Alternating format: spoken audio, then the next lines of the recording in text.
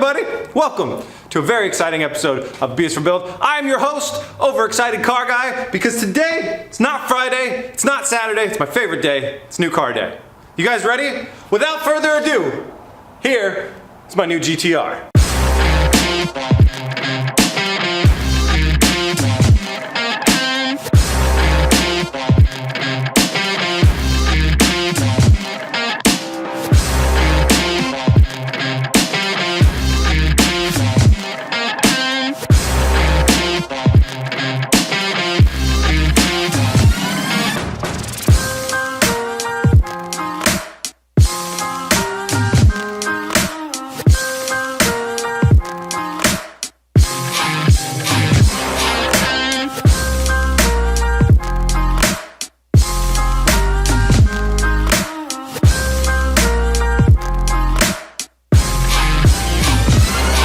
That's right, I am finally joining the all-wheel drive club. This is my very, very crashed 2009 Nissan GT-R.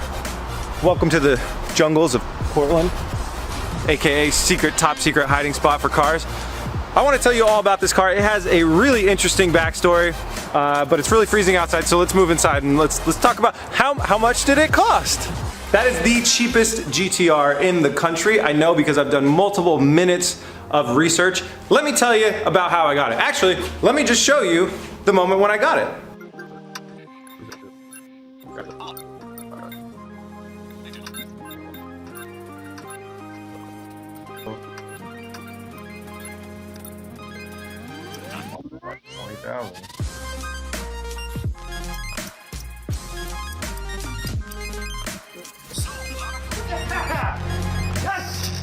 Now I got the car so cheaply because I bought it at auction. I also took a serious roll on the dice of the state that the car is going to be in, which you guys will see how that turned out in a second. It's got a very interesting backstory, but I got it so cheaply because I bought it at Copart. And that brings us to our sponsor for this episode. This episode is proudly sponsored by Copart. Huge thanks to them. Guys, Copart is a great place to get cars cheaply. There are thousands of cars in their inventory that you can buy with no license required, so you can just jump on there and start bidding, create an account and start bidding, and you can browse all of their stuff right now by hitting the link in the description. You can browse all of the different cars on Copart. You don't need a license to browse. Lots of states you don't need a license to buy in or buy from. So if, for instance, you're near Oregon, you don't need a license to bid and buy in Oregon. So even if you're anywhere in the US, if you're in Florida, you can buy a car from Oregon with no license required and have it shipped over to you guys. So it's open to the public in that way. It's a great resource. Obviously, you guys have seen how many cars that I have bought at Copart, and I can't recommend them enough. So guys, hit the link in the description or go to copart.com/BSforBuild. Sign up now, check out some cars, get your next project car or next daily driver, whatever you need. They also have cool stuff like snowmobiles if you just want to while out. All right, back onto the story. Let's jump out there. I gotta show you more about this car. So let's talk about the damage, and then I will give you a breakdown of its checkered past. So this car was clearly hit starting kind of right here, going backwards. It hooked the rear wheel and threw it way up into this area, just really going after kind of the trunk liner, the inner liner of the quarter panel, the outer liner of the quarter panel, took out some of this rear bumper as well, and totaled a lot of stuff. You should see what's left of the wheel. I'll show you guys that in a little bit. So side skirts damaged, doors damaged, rear quarter panel is toast, and then things start to get a lot better. So coming around here to the front, you guys have probably noticed, well, these wheel arches are cut out really, really far. Like, what's that all about? Well, it's because this car had a Liberty Walk wide body kit on it.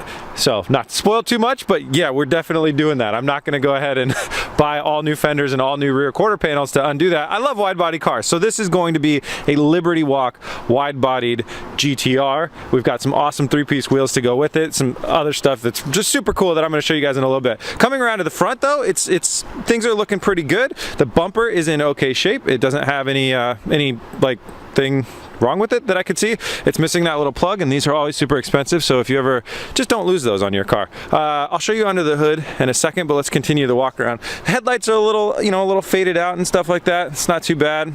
This fender has a little crease in it, but the body kit, I'll uncrease that, and then the body kit should cover that up as well.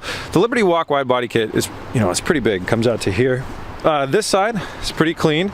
Now the wide body job that they did on this car isn't really up to snuff for Oregon weather. That's not an all-weather wide-body job. This was a California or a Vegas car, I'm not really sure. So I'll go ahead and jump back into this, and we'll go ahead and seal that stuff all the rest of the way up. And I guess we'll check the quarter panels for being full of rocks and dirt and dust and stuff like that. So coming around here, the previous owner had some holes drilled here to mount his rear spoiler on the trunk. This car is actually a custom paint color, which I don't know the paint code. I'm really trying to contact the previous owner to figure out the paint code. I'm wondering if I could show you guys any of this. No, it's not going to show up on camera, but this is a 3-stage paint. So it's a white at the base, and then it's got a kind of a pearlescence sprayed over that, and then the clear over that. The rear bumper is toast. I just had to buy a new one of those. It was very expensive. I actually ended up buying one from Japan, which is crazy. The rear like bumper lip attachment thing is toast as well. The rear diffuser is all gone. This is toast just because this right here is all busted out. So that stuff got busted out. The car, you might notice, has no exhaust, and it's missing some other parts too. Let me jump under the hood for you guys real quick. So I was kind of bummed to see. I was really hoping that when I bought this car, I'd just see like a gajillion dollars worth of awesome aftermarket engine parts. But I didn't. I actually saw the opposite. I saw missing engine parts. When you look down there, you'll see that the intake tubing that holds the mass airflow sensor and the air filters on both sides is completely gone. It looks like some of these silicone couplers were kind of like hastily put back on. So I'm assuming the same thing happened with this car as what happened with my last BMW. The guy crashed it, and the insurance company didn't want to give him money for his mods, so then he started stripping the car off of everything that was aftermarket or everything that was valuable before it went off to the insurance company, which is always a bummer. But in this case of this car, like I told you, it has a really interesting past. It kind of helped us out a little bit. So he stripped that stuff off. He stripped his 3-piece wheels off. He stripped his brake calipers and rotors off. I think that's it. I don't think there's anything else taken off the car. Oh, the exhaust. I knew I was forgetting something. The full exhaust system from the turbos all the way back is completely gone on this car, which is crazy. So that brings me to its like interesting past. Its first time going up for auction wasn't actually at Copart. It was at a different auction site. And so what the person did is, now this is fair game. Insurance companies allow you to do this. You take your aftermarket parts off, and then they threw on some like Nissan Ultima wheels. If I can find the pictures, I'll show you right now of what it looked like. And so this car went up on a different auction site, totally crashed. The wheel just jacked up into this back corner here. The suspension obviously broken out and all that other stuff, and it sold. And then at an unknown point, and that was at an unknown time previous to when it went up for sale on Copart. So then it comes back up on Copart. I was playing games on Twitch, and some people are like, hey dude, check out this GT-R. It might be something that you're interested in. And I was like, I can't afford a GT-R. And then I saw how cheaply it was going, and I was like, maybe we could figure this out. But then when we Google the VIN number, which is something you should always do when you're looking at buying a car like this, you Google the VIN number, and I saw those old pictures, I was very curious. So what happened is something that happens with exotic cars quite frequently is people will go to the yard, they'll check them out, they'll check out the damage. So somebody looked at all the damage and what parts broke that made that wheel fly up to here. They'll buy the car and they'll do some fixes that make it look better, like having all 4 Nissan GT-R wheels on here and having them all 4-point relatively straight. And then they'll put it back up on auction. And so that's what happened with this car. I knew it was back up on auction. I knew that there is a chance that there could be really shoddy repairs done to make this car straight. Now, when this thing was on the truck, I actually did get to peek at the frame underneath here. So there's 2 frame rails that run this way and this way. I got to peek at the frame, and I got to peek at the new subframe or the new suspension components that they put on there, and everything looks straight. It looks like the accident actually really luckily missed the frame. So you can see the rear impact bar section right there of the frame. It's a little dark. Let me brighten it up a little bit. You can see that right there, and there's a little bit of separation here, but overall this stuff looks pretty straight. I'm not seeing signs from a frame straightener even needing to get involved here. Normally you can see clamping signs and other stuff like that. So, oh, also suspension was gone too. This is not matching suspension all the way around. So the frame, luckily, I think is straight, but I'm not 100% sure. But at least the subframe does still bolt up. And if you have a subframe that bolts up, you can most likely change anything else with just adjusting the alignment on the car. So another really interesting thing about this car is when it was at auction, I believe it was marked as engine starts. So it made me confident enough to want to buy the car, because the engine and drivetrain are worth a lot of money, period. But it wasn't marked as runs and driving. So I assumed the worst, bad transmission or bad rear differential. Did the research. I know how much they cost if I need to get a new one. We are not sure if we're safe and that those things things are okay. But one thing I noticed once we got it off the truck and we noticed, hey, it doesn't have brakes or rotors. That was really fun pushing it all the way over here and very scary without brakes and rotors. But I did call Copart and I said, guys, is a car marked as not running and driving if it doesn't have brakes? And they said, yeah, we're not going to test drive it in the yard going forward. They move the car forwards and backwards. That's how they test it. They're like, we're not going to test that if it has no brakes because we can't stop the car. So my hope is that the transmission and the rear differential is okay. It looks fine from looking underneath. Again, when I saw it on the tow truck, it looks okay. But and so it could be marked as not running or driving, I mean, because it had no brakes and rotors, or it could be because maybe it doesn't, you know, run and drive. I don't really know, but we will find out. Let me show you the interior. This window's broken, so we're gonna go in on the other side. This interior sucks a big one, mainly just because of these seats. These seats are gross. They are gray leather, which would be totally fine, but then they put this gray suede in here and it catches stains like nobody's business. So these seats, in my opinion, have to go as soon as I can figure out a good replacement. I have those extra set of Sparcos from the 240Z build, but these also have heated seats, but I think it'd be really cool to take the heated seat elements out of this seat if we can. I'm not sure if it's going to be very logical or very possible, but take the heating seats elements out of this, put them in the Sparcos, and then install the Sparcos in this car. I think that would look really good. The back seats are in a little bit better condition, but I'm not sure if I'm going to keep the back seats or if I'll put kind of you can get some like carbon fiber like storage bucket type things in the back. So I'm not really sure. But at least having black seats up front would be a big improvement because the door panels are black, the dash is black, all that stuff is black. So the steering wheel made it through the accident. Airbag did not blow there. Here's a really interesting thing. Let me see if I can show you guys this. This is a half-mile ticket from 2014 that this car did, and it went 157 in the half mile. This car is not stock, and I'll tell you about the plans for it in a minute. The airbag blowout damage isn't too bad. We got a blown out seat side there, but hopefully I'll be replacing the seat, and then we got a blown out side curtain airbag there. What's also unfortunate around there is just the grease stains from people's hands, but I'll try and clean that up so we can save the headliner.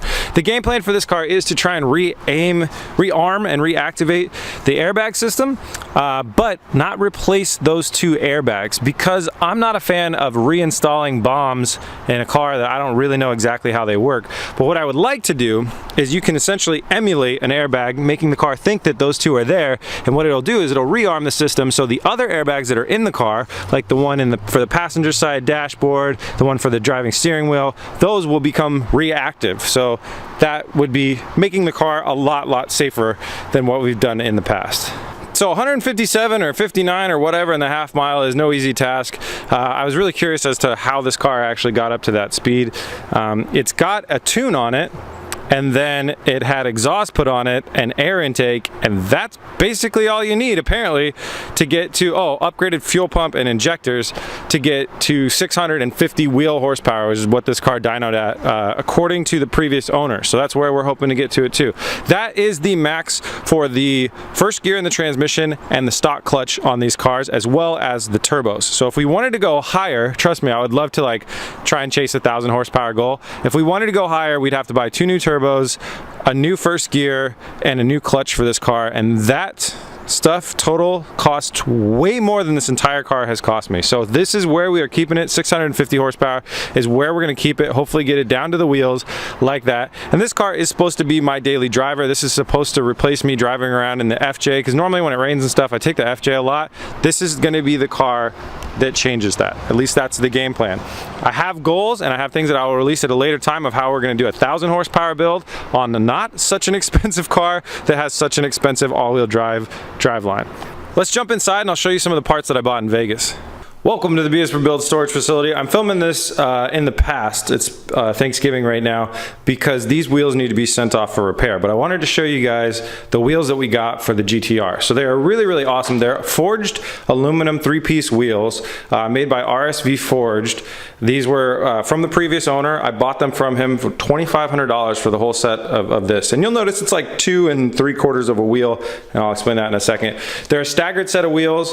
You got a huge lip on the rear here, and what's the tire size on these? It's 315/30 on the rear, and I think it's a 285 on the front. So we got a lot of rubber on this car. Tires are gonna go. We're gonna get new tires that are a little bit better for winter weather because I want to drive this car in the rain, and I think it would be sketchy with those. They're basically street slicks. And so you have one front and one rear that was on the passenger side of the car, completely spotless. On the driver's side of the car, you have the front that got dinged, that needs a new lip, and then this. Believe it or not, this is the valuable part of a wheel. The forging of the centerpiece is actually the expensive part. The lip and the barrel, this being the lip and the backside part being the barrel, are actually pretty cheap. So that's why these are getting sent off for repairs. They're gonna put a new lip and a new barrel on this thing for about 600 bucks. Each one of these is about 23 to 2,500 bucks. So it's actually very much worth it. And this is my first car with 3-piece wheels, so I'm really excited. But you could see that in the accident, the lip was just completely destroyed and ripped off of this thing, as well as the barrel on the back was just demolished. The guy hit really hard in that rear area. Now that I think of it, I really got to inspect that rear strut tower for damage. Have not looked at it yet. But anyways, this is the wheels. The calipers that we also bought, these are just stock GT-R calipers. Rotors, these are just rotors. But yeah, that's the wheels. These two are still here. These two, by the time you see this, are in the mail getting repaired. One other thing that I didn't mention that I bought in Vegas too was the original Cobb access port that has the tunes and the tune data for this car on it. It was the original one that was used on this car. So that's really good because my tuners here in Portland that we work with the 2JZ BRZ on, they can jump into that, they can access that, they can look at that tune, and then they can make sure, they can see what the adjustments were made for the fuel and the fuel pump, which is good because those are unknowns to us. They can make sure that that tune is safe and it makes sense and it's optimized and stuff like that. And then they have an all-wheel drive dyno, so we can dyno it, as well as I'm gonna have them make me a little bit more mellow tune so I don't grenade the clutch on this car because of how expensive it is.